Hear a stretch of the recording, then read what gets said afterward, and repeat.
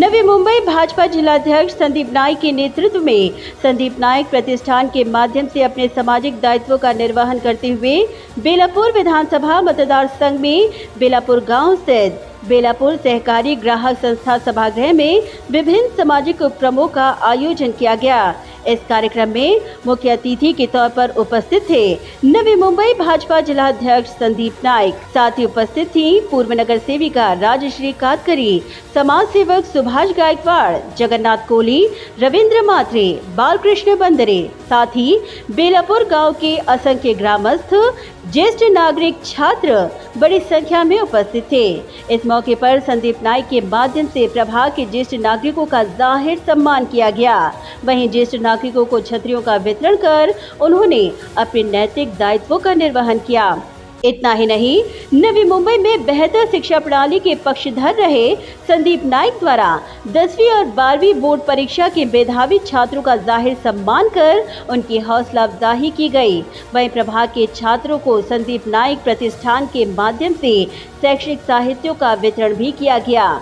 एक नेता के साथ ही पर्यावरण की दिशा में बेहद संवेदनशील संदीप नाइक के माध्यम से बेलापुर गांव में प्रधानमंत्री नरेंद्र मोदी की संकल्पना के तहत एक पेड़ मां के नाम अभियान को गति देते हुए पौधों का वितरण किया गया और सभी के साथ मिलकर पर्यावरण संवर्धन का उन्होंने सभी को संदेश दिया।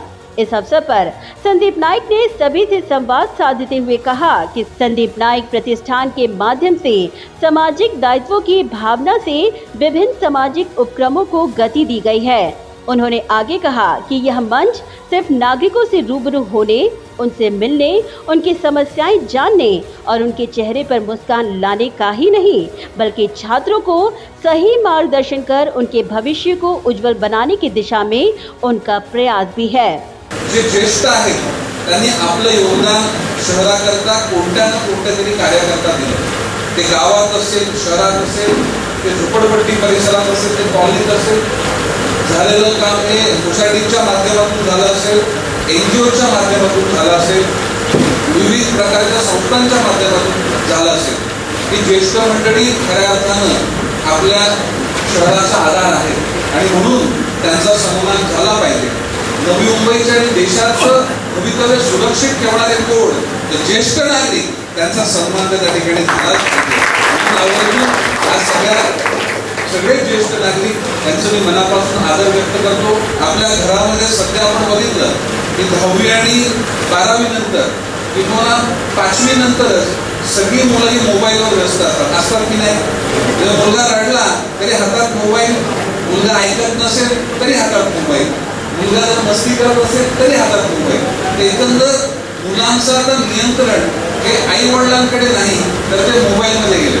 शाळेमधून आल्यानंतर त्यांना बघणारं, संस्कार करणारं म्हणून हे बघणारं नाही, संस्कार करणारं कोण असेल तर ते आजी आजोबांशिवाय कोणी असू शकत नाही। विद्यार्थ्यांच्या भावी उज्ज्वल वाटचाली करता विद्यार्थ्यांना देखील मनापासून शुभेच्छा देतो। आता एक पेड मागे ना ही खूप मोठी संकल्पना आहे, कारण आपल्या शहरामध्ये लोकसंख्या वाढते, परंतु लोकसंख्या वाढते त्याचबरोबर आपल्या आजूबाजूचं पर्यावरण, आपल्या बाजूची वाढणारी पोल्युशनचं प्रमाण याला जर समतोल राखायचा असेल तर आपल्याला वृक्ष लागवड केलीच पाहिजे।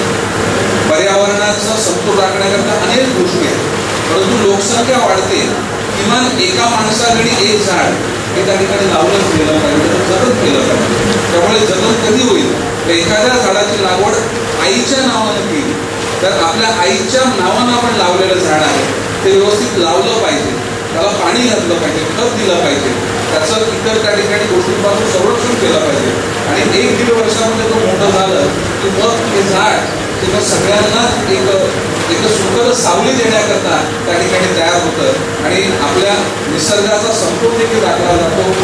एक ॲस्थेटिक व्हॅल्यू देखील निर्माण होते आणि त्या माध्यमातून हिरवळ देखील आपल्या परिसरामध्ये निर्माण होते। Bureau report, Navi Mumbai network.